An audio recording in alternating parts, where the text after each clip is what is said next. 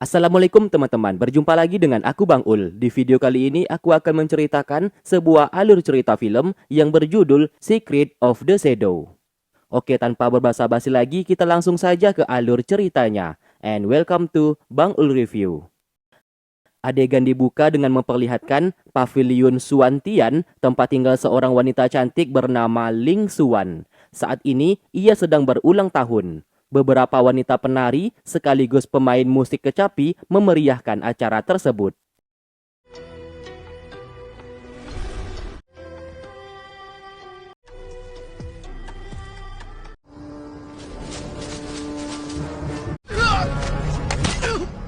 Di waktu bersamaan, kita diperkenalkan seorang pemuda pembunuh bayaran dari Pavilion Bayangan bernama Yingxi. Ia ditugaskan membunuh seorang pengkhianat dari anggota Pavilion Bayangan.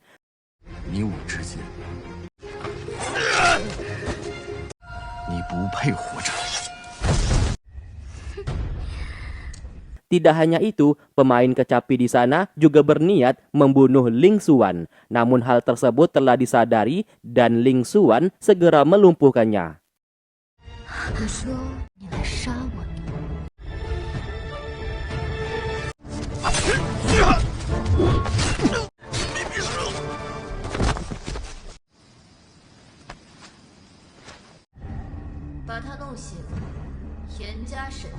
Yingxi lalu kembali ke Pavilion Bayangan untuk menemui ketua dalam melaporkan misinya telah berhasil. Yingxi adalah pembunuh kelas 1 yang sangat ditakuti. Ketua Pavilion Bayangan lantas memberikannya perintah untuk segera pergi ke Pavilion Xuan Tian dalam menjadi pengawal pribadinya Ling Xuan, dan ia pun diberikan tugas misi rahasia.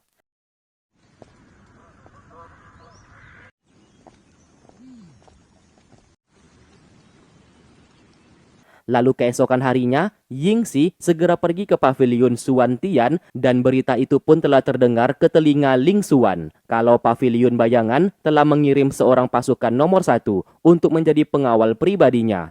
Jelas hal tersebut ditolak oleh Ling Xuan karena ia tidak membutuhkan seorang pengawal, apalagi ia mengetahui ini pasti ulah dari ayahnya. Alhasil, Yingxi dibiarkan begitu saja. Selama seharian, ia terus berada di sana.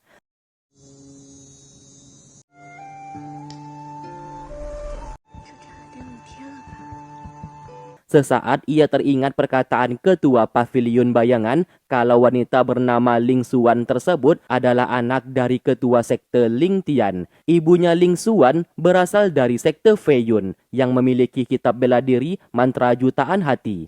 Ia diberikan tugas untuk mendapatkan kitab bela diri tersebut yang dicurigai berada di tangan Ling Xuan. Buat yang masih bingung, Mimin jelaskan, Pavilion Bayangan merupakan milik sekte Ling Tian. Ling Xuan adalah anak dari ketua sekte Ling Tian. Singkatnya, Yingxi akhirnya dipanggil untuk masuk ke dalam. Di sanalah ia menunjukkan pelakat nama miliknya, seorang pembunuh bayaran nomor 1 di Pavilion Bayangan, dan diberikan tugas untuk menjadi pengawal pribadi miliknya. Awalnya, Ling Xuan menolak dan mengusirnya dari sana. Namun sesaat, Yingxi berkata Ling Xuan adalah wanita yang pernah menyelamatkannya bersama adiknya 10 tahun yang lalu.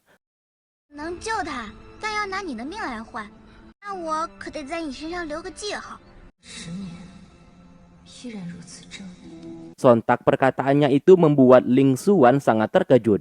Ia pun membuka bajunya dan terlihat jelas terdapat bekas luka. Dan itu membuktikan Yingxi adalah pria yang memang pernah diselamatkan olehnya di saat dulu. Di sana, Yingxi berkata ia telah bersumpah 10 tahun kemudian akan menemuinya dan mengabdi kepadanya sebagai bentuk balas budi.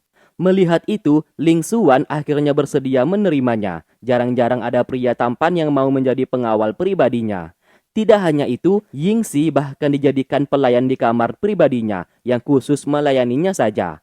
Mendengarkan itu, Yingxi seketika terdiam dan ia pun mau tidak mau mengikuti perintah Ling Xuan.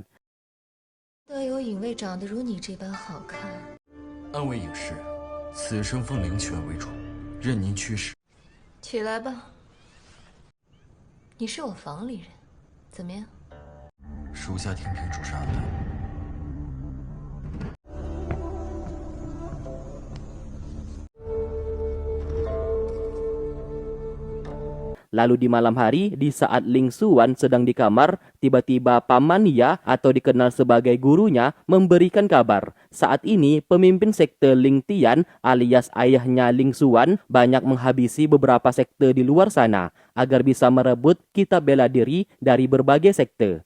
Mendengarkan itu membuat Ling Xuan semakin tidak suka dan membenci ayahnya. Sesaat Paman Ya meminta izin untuk mencari siapa yang menyuruh pemain kecapi tempo hari untuk membunuhnya. Namun sesaat Ling Xuan menghentikan dan ia ingin memberikan tugas tersebut kepada Yingxi.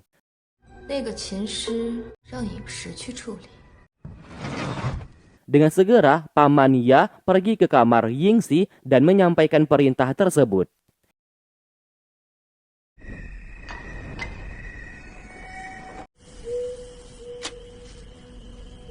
Singkat cerita, tidak butuh waktu lama. Yingxi berhasil menangkap komplotan pemain kecapi tempo hari. Bahkan hendak menguburnya hidup-hidup apabila tidak mau mengakui siapa yang menyuruh mereka untuk membunuh Ling Xuan. Keesokan hari, kita diperlihatkan sosok pemimpin sekte Ling Tian bernama Tuan Ling, ayahnya Ling Xuan. Ia didatangi oleh ketua pavilion bayangan dan mengabarkan ia telah mengirim seorang pasukan nomor 1 untuk pura-pura mengabdi kepada Ling Xuan dalam mencari tahu apakah Ling Xuan menyimpan kitab bela diri mantra jutaan hati atau tidak. Sementara itu, Paman Ya memberikan laporan Yingxi tadi malam tidak membunuh komplotan pemain kecapi tersebut dan membiarkannya untuk tetap hidup. Dengan segera, Ling Xuan memanggil dan bertanya kepada Yingxi kenapa melanggar perintah. Yingxi mengaku alasan ia tidak membunuh komplotan pemain kecapi tadi malam karena wanita tersebut sedang mengandung. Namun ia berhasil mendapatkan sebuah informasi orang yang menyuruh pemain kecapi tersebut untuk membunuh Ling Xuan tidak lain adalah Nyonya Yu, istri kedua dari ayahnya, alias ibu angkatnya Ling Xuan.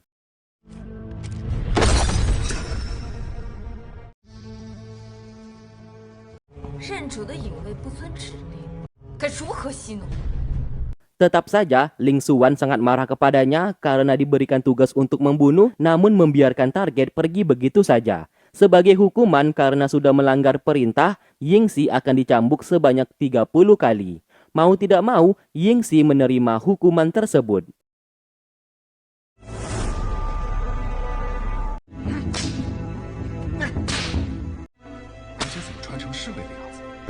Di waktu bersamaan, adiknya Ling Xuan, anak dari Nyonya Yu, datang ke sana dan ingin menemuinya.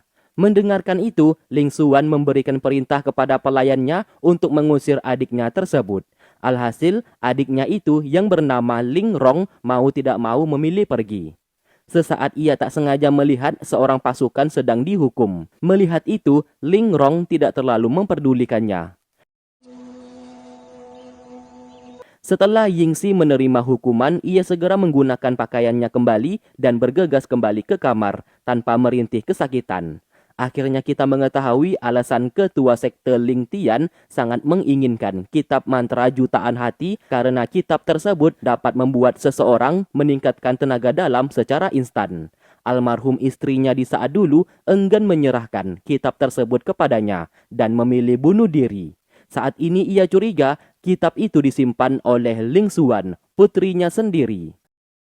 Kembali ke Yingxi, tanpa memperdulikan rasa sakit di tubuhnya, ia bergegas pergi dan masuk secara diam-diam ke dalam kamar milik Ling Xuan untuk mencari kitab mantra jutaan hati. Setelah puas mencari, ia tidak menemukan apa-apa. Di waktu bersamaan, ia mendengarkan Ling Xuan ingin menemuinya di kamar dalam melihat kondisinya saat ini. Untung saja, Yingxi berhasil kembali tepat waktu, sehingga tidak menimbulkan kecurigaan.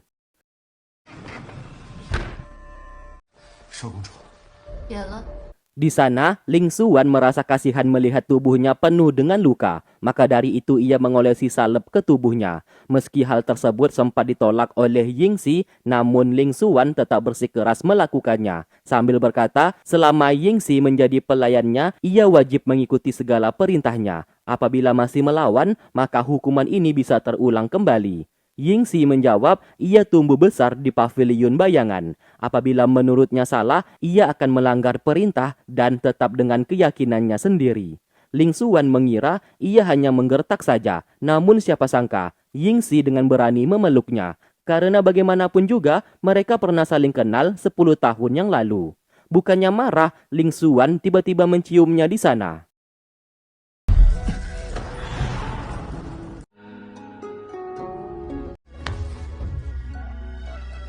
还真没怎么学过如何讨人喜欢。那我就来教你。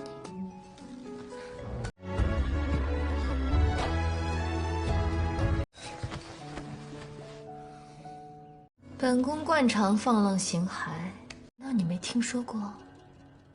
Tak lama kemudian datang pelayan memberikan informasi. Ketua sekte Ling Tian alias ayahnya tersebut memanggil Ling Xuan ke aula utama. Saat hendak pergi, Yingxi mengejar dan mengajukan diri untuk menemaninya. Ia takut akan terjadi apa-apa kepadanya. Ling Xuan lantas mengajaknya pergi dan meminta pamannya untuk berjaga di rumah. Singkat cerita, sebelum masuk ke aula utama, Yingxi meminta sebisa mungkin Ling Xuan harus segera keluar dari aula tersebut setelah 30 menit kemudian. Lalu di hadapan sang ayah, Ling Xuan pura-pura bersikap baik meski ia sendiri sangat membencinya. Ternyata alasan ayahnya memanggilnya ke sana untuk memeriksa kesehatan Ling Xuan. Jelas hal tersebut membuat Ling Xuan menyadari ayahnya ini sudah mulai curiga kepadanya kalau dirinya memiliki dan mempelajari kitab mantra jutaan hati. Maka dari itu ia sengaja menekan tenaga dalamnya supaya sang ayah mengira ia tidak memiliki tenaga dalam apa-apa. Sementara di luar, Yingxi bertemu dengan Nyonya Yu, istri kedua pemimpin sekte Ling Tian yang masuk ke dalam aula utama. Setelah masuk ke dalam, Nyonya Yu pura-pura bersikap baik, namun karena Ling Xuan tidak suka kepada ibu tirinya tersebut, ia pun mengusirnya dari sana, yang dianggap mengganggu pertemuan ia bersama sang ayah. 我跟雪儿还有话要说。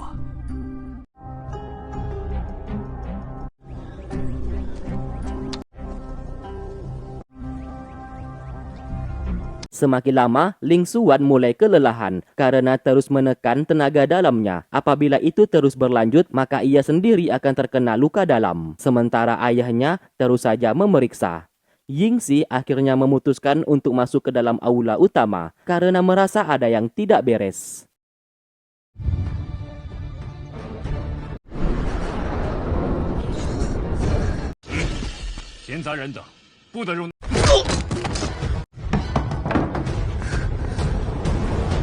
Melihat Yingxi yang main asal masuk saja membuat pemimpin sekte Ling Tian menjadi marah kepadanya.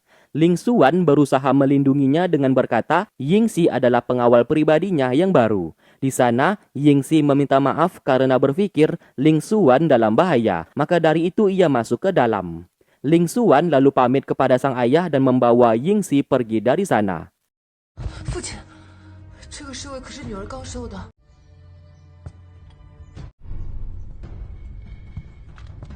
Setelah keluar, terlihat jelas Ling Xuan terkena luka dalam karena terlalu lama menekan tenaga dalamnya. Yingxi segera membawanya pulang.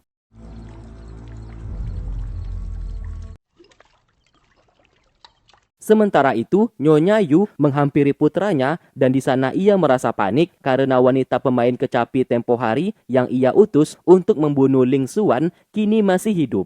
Ia takut wanita tersebut akan buka mulut kalau ia yang menyuruhnya. Ling Rong meminta sang ibu untuk tidak usah terlalu khawatir dan memintanya agar tidak menimbulkan masalah lagi. Sang ibu menjawab ia ingin menyingkirkan Ling Xuan supaya Ling Rong bisa menjadi penerus sekte Ling Tian. Namun sayang, Ling Rong tidak menginginkan jabatan seperti itu dan meminta sang ibu untuk berhenti mencelakai Ling Xuan kakaknya.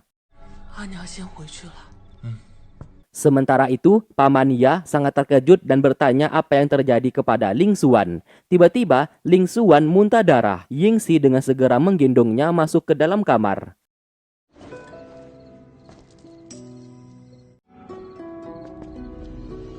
Saat berada di dalam kamar, Ling Xuan bertanya sesuatu hal. Apakah ia pernah dipanggil oleh pavilion bayangan atau tidak? Yingxi mengakui sesekali ketua pavilion bayangan sempat memanggilnya. Setelah berkata seperti itu, ia pun segera pergi. Lalu kemudian Paman Ya bertanya apa yang telah terjadi. Di sana Ling Xuan menceritakan semuanya. Mendengarkan itu, Paman Ya mencurigai ayah Ling Xuan sudah bekerja sama dengan Yingxi untuk membuat skenario seolah-olah Yingxi datang menolongnya dengan masuk ke dalam aula utama. Hal itu bertujuan supaya Yingxi bisa mendapatkan kepercayaan Ling Xuan. Mendengarkan itu, Ling Xuan tidak mau memikirkan hal tersebut dan meminta mereka untuk keluar karena ia hendak istirahat. Lalu keesokan harinya, di saat Yingxi keluar dari kamar, tiba-tiba Paman Ya sudah menunggu dan mengajaknya bertarung. Dengan alasan ia ingin menguji bela diri pembunuh nomor 1 dari paviliun bayangan. 刀剑无眼。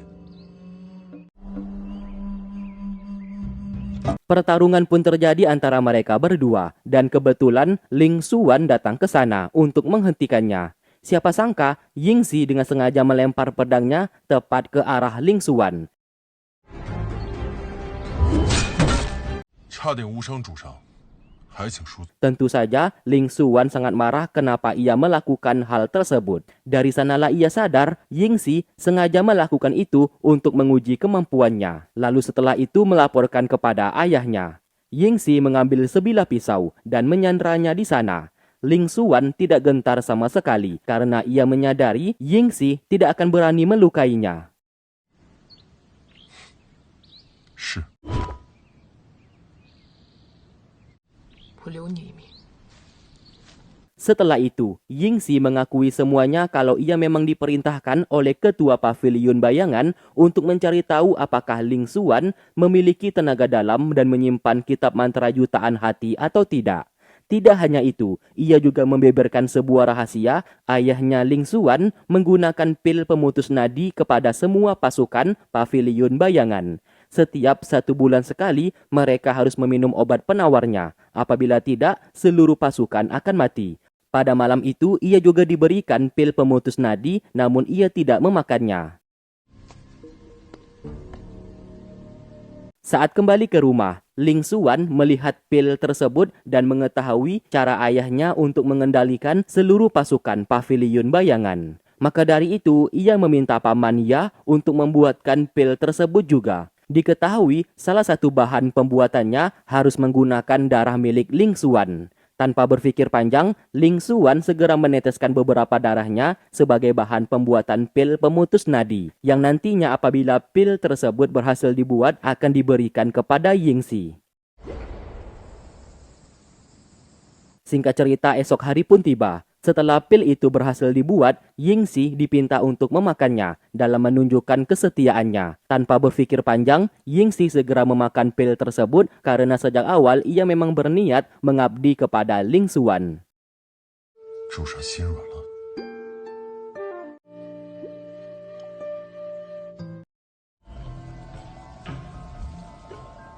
Di malam hari, Ling Xuan secara diam-diam terus mempelajari agar bisa menguasai tenaga dalam dari kitab mantra sejuta hati, peninggalan mendiang ibunya.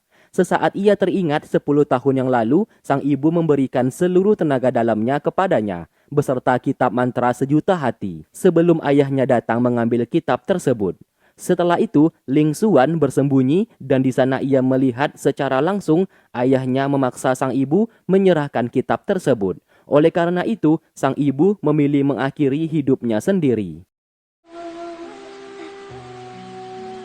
Setelah sekian lama ia terus mempelajari, akhirnya ia berhasil menguasai tenaga dalam tersebut. Bahkan ia bisa menghentikan waktu persekian detik. Pantas saja ayahnya sangat tergila-gila dan sangat menginginkan kitab tersebut.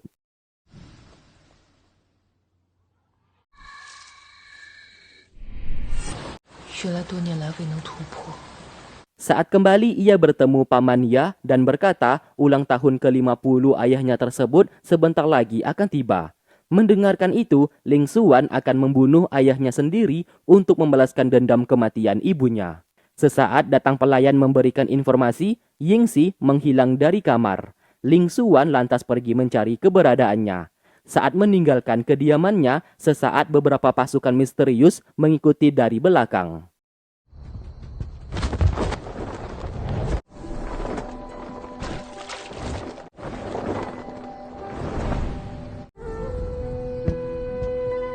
Ternyata Yingxi sedang santai di tepi sungai sambil berendam karena sehabis memakan pil pemutus nadi yang diberikan oleh Ling Xuan, kini tenaga dalamnya sedang kacau. Pasukan misterius sebelumnya datang ke sana. Belum tahu siapa yang memerintahkan mereka, namun mereka ditugaskan untuk membunuh Ling Xuan. Yingxi segera turun tangan menghadapi mereka, namun karena tenaga dalamnya sedang kacau, ia pun kehilangan fokus untuk melihat. Ling Xuan lantas melindunginya dan menghabisi seluruh pasukan tersebut. Dari sanalah ia tahu mereka ini diutus oleh pemimpin sekte Ling Tian alias ayahnya sendiri.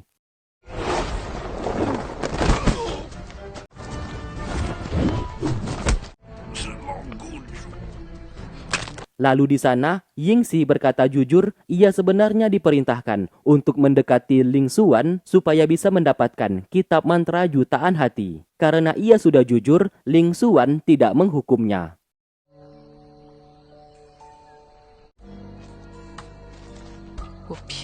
Lalu keesokan pagi, ia terbangun dan sangat terkejut melihat Ling Xuan hanya menggunakan pakaian dalam. Dengan segera ia meminta maaf atas kejadian tadi malam. Ling Xuan justru senang karena mereka berdua tadi malam telah melakukan hubungan terlarang. Tetap saja, Yingxi merasa bersalah dan akan menerima hukuman. Melihatnya terlalu kaku, ia pun menyuruhnya untuk pergi. Tak lama kemudian, pelayan datang mengemasi tempat tidur. Dari arah luar, Yingxi mendengarkan pelayan wanita barusan sedang marah-marah karena Yingxi dianggap kurang ajar dan tidak tahu berterima kasih karena sudah diberikan perhatian oleh Ling Xuan, namun tetap saja memilih pergi. Sementara Ling Xuan justru menyukai pria seperti itu, tidak gampang tergoda dan memiliki pendirian yang kuat. Sementara itu, ketua paviliun bayangan menghampiri pemimpin sekte dan memberikan informasi. Di bawah kaki gunung, pasukan yang mereka utus untuk menyerang Ling Xuan kini sudah tewas terbunuh. Dicurigai kematian pasukan tersebut diakibatkan oleh seseorang yang menggunakan tenaga dalam mantra jutaan hati. Mendengarkan itu, ketua sekte semakin yakin pelakunya adalah Ling Xuan, putrinya sendiri yang mempelajari kitab tersebut secara diam-diam. Pemimpin sekte lalu memarahi ketua paviliun bayangan di sana karena mengirim pasukan tidak becus. Buktinya sampai sekarang, Yingxi masih belum mendapatkan kitab mantra jutaan hati. Dan justru seperti benar-benar mengabdi kepada Ling Xuan. Padahal itu semua awalnya hanyalah sandiwara saja. Ketua paviliun bayangan meminta maaf dan akan memanggil Yingxi untuk kembali. Sesaat, pemimpin sekte memiliki sebuah ide. Ia akan memanfaatkan acara pesta ulang tahunnya yang ke-50 dan di saat itu, ia sendiri yang akan memaksa Ling Xuan untuk menyerahkan kitab tersebut.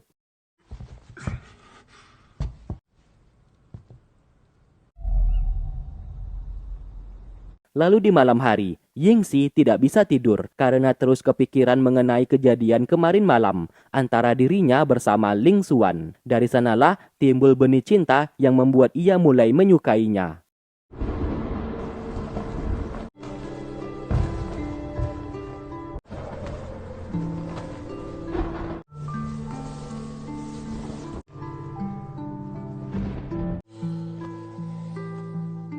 Lalu kemudian ia pergi ke tepi sungai sambil melihat bulan di langit. Ia kembali teringat 10 tahun yang lalu dikala itu ia memiliki saudara angkat dan sama-sama dididik sebagai pembunuh oleh paviliun bayangan. Namun karena gagal menjalankan sebuah misi, saudara angkatnya tersebut meninggal dunia.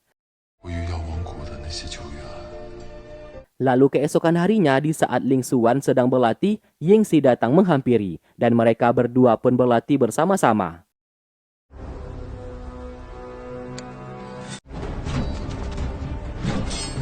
Di sana, Ling Xuan bertanya mengenai kesetiaannya. Yingxi menjawab ia rela mati demi melindunginya. Namun sayang, bukan itu jawaban yang diinginkan oleh Ling Xuan, karena yang ia mau adalah raga dan tubuhnya. Mendengarkan itu, tentu saja Yingxi akan memberikan apapun yang ia inginkan. Seketika, Ling Xuan langsung tersenyum.